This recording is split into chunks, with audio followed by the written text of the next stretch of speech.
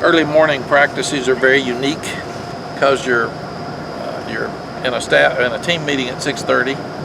Then you go to special teams meetings. Then you go to position meetings. You're out here by 8 and off the field by 10:15, and they've got 11 to 12 o'clock class. So the rest of the day is basically their day. Now they have study hall. They have obviously afternoon classes. They have some weight work they do, but unlike in the past, they're off at night. So it really, I think, is something that's working right now for our players and our staff. Even our coaches can go home at night because they'll go from the 10:15 into practice immediately to watch the video. We have our staff meeting at 3 in the afternoon to plan in the morning's practice, and then we work till 5 or 6, and then home for dinner with their families. So it's a very unique setup. I thought yesterday's practice was okay. I thought today's practice was really good. They were intense. They got after each other, and they had the attitude today that we need on Saturday. When are players coming back in to do training, and they lift? What's kind of schedule with them coming back? They all have different schedules because of their classes. So Brian Hess has done a tremendous job of figuring out what's best for them. I told him I didn't want any lifting at night, and I didn't want any study halls at night. One of the problems we've always had is guys work so hard during the day, then they have their study hall from 8 to 10 at night, and they're exhausted. So we want the study hall, and the academic people want the study hall in the afternoon. So now obviously the academic people are here. If they want extra help at night to study, they can get that. But we don't want them to be forced to do that. Mack, with this being a conference game Saturday, does your message change at all to the team? Only the goals at the end. This is the first game in the Coastal. Obviously, to win the Coastal, you don't need to lose any games in the Coastal. So, yes, our first priority was to win the first game. We were able to do that. There's our first goal. Secondly, it's to beat all the in-state teams. That doesn't affect this week. Thirdly, it's to win the Coastal. That affects this week. So they know that's in their list of goals. You said that when you win, you can coach them harder. They're kind of more receptive. Have they been that way the last couple of days? Is that what you Yeah, said? we got all over them yesterday because I thought it was okay. And you should be so excited about this weekend's game. Every week that you play, that you come out and you practice like it's game speed. And yesterday, some did and some didn't. I thought our big guys on offense, obviously, they were the worst to me of the group. They just didn't come out. I thought they'd have so much confidence after Saturday, and I didn't see that yesterday. Today I did. They all came out and did a good job. How much of this is learning how to have confidence and to sustain success? Yeah, this is that's one of the biggest wins they've had in the last couple of years. So you got to learn how to win. You got to be obviously losing is losing. I mean, it's different. You got to pick them up after a loss, but after a win, you can coach them hard. And we're coaching them really hard. We've changed a lot of personnel on special teams because we were so thin with our suspensions and our injuries last week. And some guys didn't play very well, and that was their opportunity. So we're going to put some more different guys, older guys, more experienced guys there. It'll be cooler on Saturday night than it was last weekend. So you also can put the Dominic Rosses, the Miles Dorns, and Miles Wolfick. You can put those guys on special teams now more than you could last week, and especially a Surratt and a Gimmel because you had no linebackers.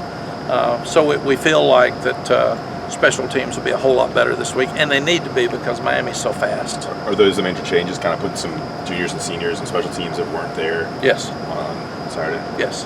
Just to get more experience on the field because you'd like for your younger guys to be able to help with it. Yeah. But this special teams this weekend will be as good as any we see all year. So it's really important that we pick it up. That's one. Special teams is one of them. What are some of the biggest things you think it would take for you all to win? Penalties. We had 10 penalties Saturday, and you just can't have 10 penalties. I can't remember a team that we've coached that had 10 penalties. I think South Carolina had 9, so they helped us. But we've got to play a cleaner game just from the standpoint of penalties.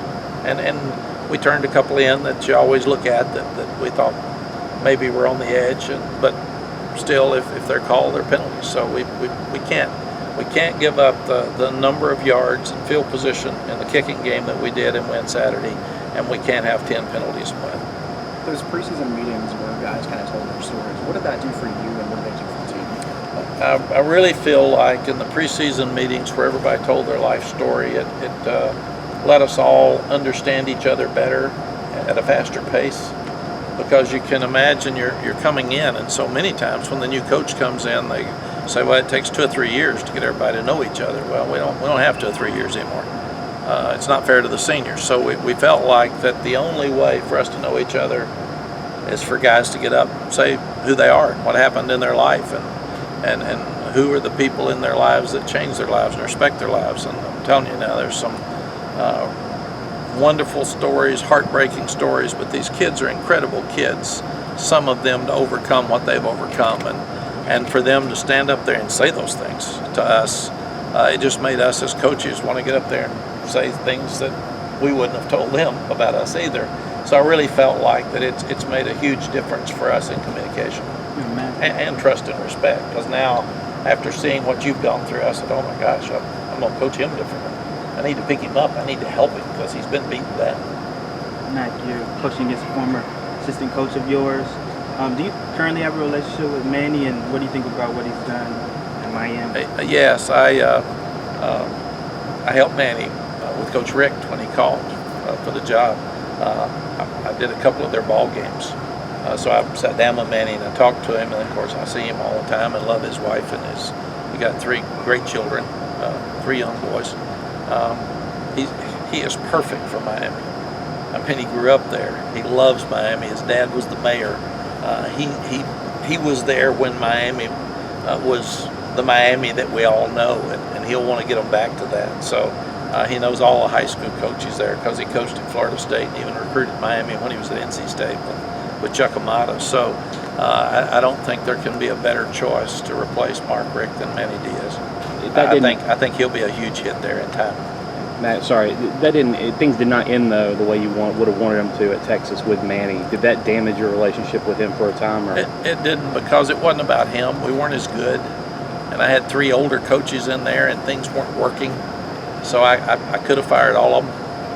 Very honestly, we weren't playing good defense. So it wasn't him. It was just the timing, and he understood that.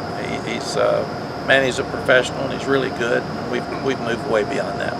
Did you say the other day that you have a place in the Bahamas, or you had a place? We sold it in early July, and I hate so much. It was Marsh Harbor and Baker's Bay, and it's right there where it's a mess. And there's so many great Bahamian friends that are down there, and Sally and I just pray for them every night that they're all safe and okay, because the communication's not good. And we've tried to get to some of our friends, and it's just hard right now to get any information. So thoughts and prayers. Those things are tough. What do you expect with the atmosphere on Saturday, and what are you excited about with the 8 p.m. kick and the new changes to Keene Stadium? And obviously, coming off a big win, should be. Yes. Number one, we want everybody in the seats 30 minutes before the game, and I think that's key because our kids will feel that energy, and Miami will feel that energy, and every ticket's gone, so that's fun. The students got 7,000 tickets. There's a waiting list. High school coaches, there's a waiting list, so that's fun. That's the way it should be. Secondly, every feeling that I get, there's a lot of energy, and people are pumped about the game, and they know that when there's been big games here that they can make a difference, and we're planning on doing that.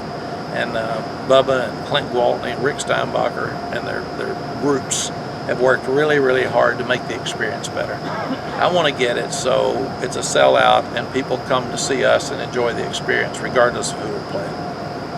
And that's what we want to get it to. It shouldn't have to be a Miami to fill it up. I want it full all the time. And it's full because of us. What are your thoughts on the alcohol sales in Keene Stadium? This is new. First year. Do you have an opinion on that or a take? My opinion is that I leave that to Kevin, to Bubba, and the Board of Trustees, and the Board of Governors, and I stay out of it. All I want is the best experience for our fans that we can have on game day. With the storm coming in, I'm sure you got guys that are from the eastern half of the state, and there's always kind of a worry about what's going on back home, especially as things come. Have you talked to them about that, the group, about, We have, and I think a lot of the parents will probably leave, evacuate, and come over for the game and stay here for the weekend. And it sounds like the Friday we're going to get a bunch of rain, and then Saturday at game time it's supposed to be 72 degrees, so it should be perfect.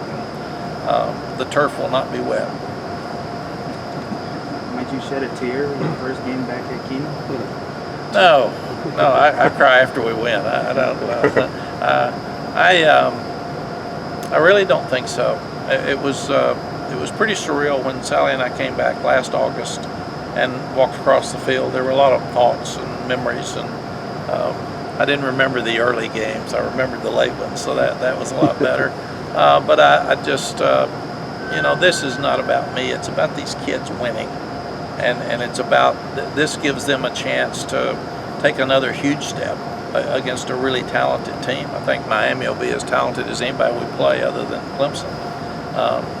And in some ways, some positions, they're as talented as Clemson. So this is a real test for us at home to see if we have a real chance here, or to see if we're still growing. Mack, you talked about there being too many penalties against South Carolina last week. How do you approach that in practice and trying to cut things down? Every day we've had ACC officials here. Every day we call out the penalties during practice to try to make them aware that you can't do that. Every day we talk about it in the staff meeting. We have the list. I mean, it's we are doing everything we can do, and I ask the coaches, come on, man, that's your job. And why do we have a receiver in motion? I mean, it makes no sense to me. We have no snap count, so move when the ball moves. And I think some of them were just anxious the first game, and there was a hands to the face, and there were two of them, and one of them was really hands to the face.